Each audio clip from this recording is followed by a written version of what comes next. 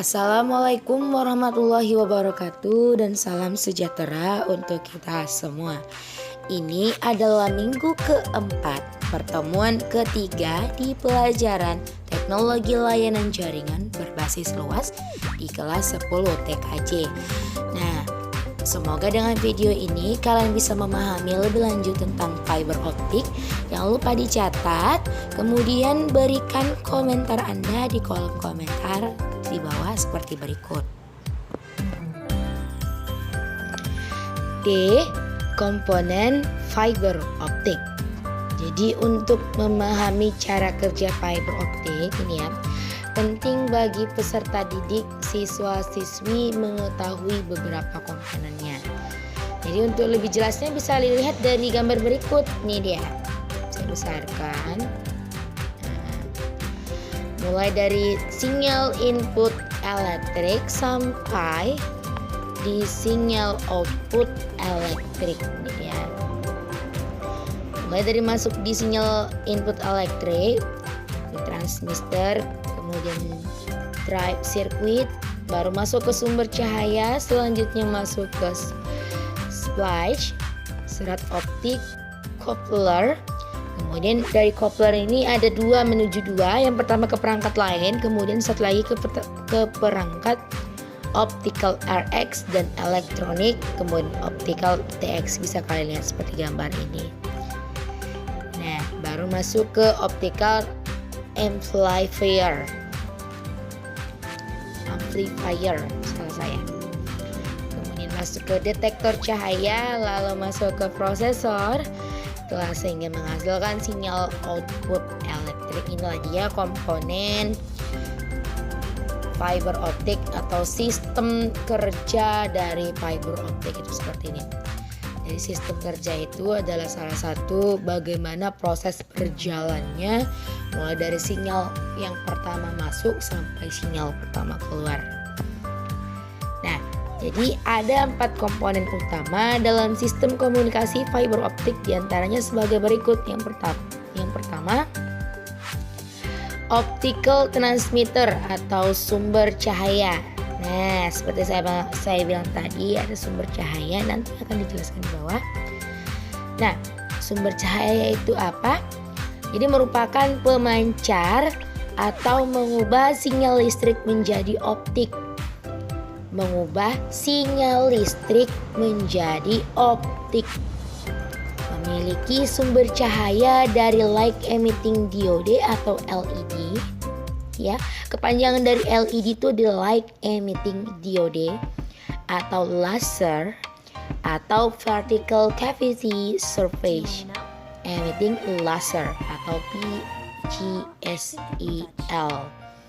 Digunakan dalam aplikasi multimode dan memiliki lebar spektral besar yang hanya membawa bandwidth paling kecil, sedangkan VCSEL digunakan dalam aplikasi mode dengan lebar spektral yang lebih sempit yang dapat membawa bandwidth daripada LED. Nah, sebagian besar sumber serat fiber optik itu menggunakan panjang gelombang dari pita inframerah, khususnya 850 nm atau 1 nm itu sama dengan 10 sampai 9 m. Kemudian 1300 nm dan 1550 nm. Jadi untuk referensi cahaya nanti itu bisa dilihat oleh mata. Mata telanjang itu sekitar 400 sampai 700 nm. Jadi kita juga bisa melihat dengan mata telanjang bagaimana gelombang atau pita inframerahnya itu digunakan. Nah, yang kedua adalah optical receiver atau detektor cahaya. Nah, apa itu detektor cahaya?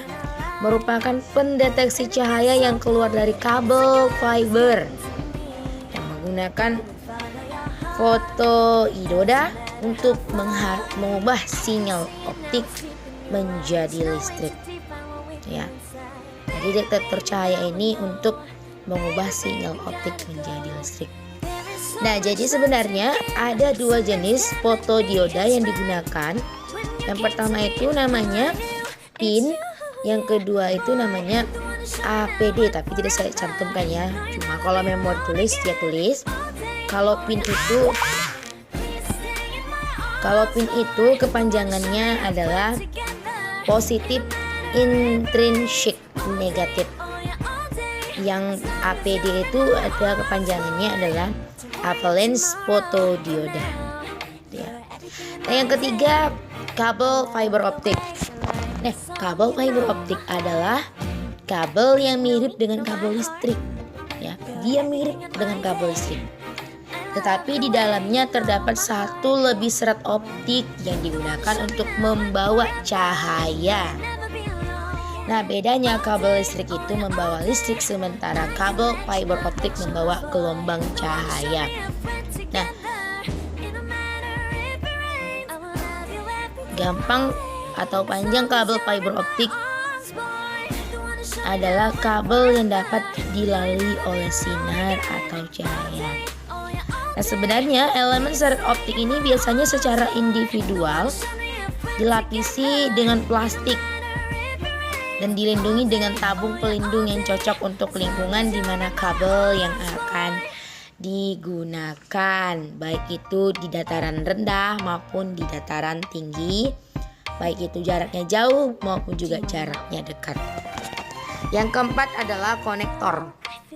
Nah, konektor itu merupakan titik akhir perjalanan, namun kemungkinan juga konektor menuju ke kabel optik lain. Jadi dia itu ada dua kemungkinan, bisa menjadi titik akhir, bisa juga menjadi titik awal untuk menuju sebuah kabel optik lain. Jadi cahaya tadi terus lanjut berjalan, terus menyusuri kabel, jadi sehingga sampai pada ujung lain yang akan dipasang konektor. Jadi bisa juga langsung ke perangkat komputer. Nah, selanjutnya fungsi fiber optik. Selain dari komponen atau sistem kerjanya, juga ada fungsi dari kabel fiber optik. Nah, fungsi dari kabel jaringan fiber optik diantaranya yaitu untuk kepentingan jaringan biasa, ya, untuk kepentingan jaringan, untuk kepentingan menghantarkan sebuah jaringan satu ke jaringan lainnya atau dari tempat satu ke tempat lainnya, seperti alat local area network, kemudian WAN wide area network, dan MAN itu metropolitan area network.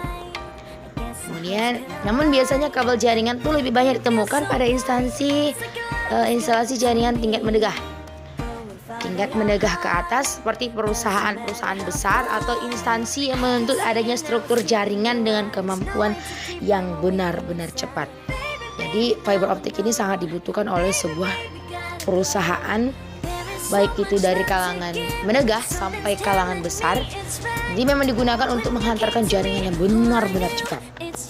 Itulah tadi fungsi dari fiber optik.